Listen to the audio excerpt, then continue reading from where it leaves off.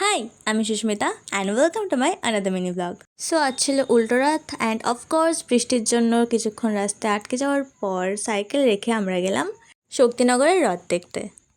গিয়ে ফার্স্টে এই দাদুটার দোকান থেকে খেলাম মোমো। মোমো তো অসাধারণ ছিলই, প্লাস এনার ব্যবহারও ভীষণ দারুণ ছিল। মোমো, স্যুপ সব কিছু দারুণ ছিল। আমরা 2টো প্লেট নিয়েছিলাম। দেন ফাইনালি ভাগ্যশ্রী এসে দাঁড়ানোর সাথে সাথেই ভাই কত ভালোবাসি। ওকে, দেন খাওয়া শেষ করে একটু হাসাহাসি করে আমরা বেরোই মেলা দেখতে।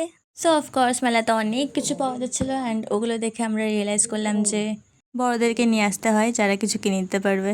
ওকে, দেন দুঃখ কষ্টকে সাইডে রেখে পাঁপড় ভাজা খেতে খেতে অনেক টেনশন করতে করতে আমরা যাই কেমিস্ট্রি ব্যাচে, কারণ আমরা অলরেডি অনেক লেট ছিলাম।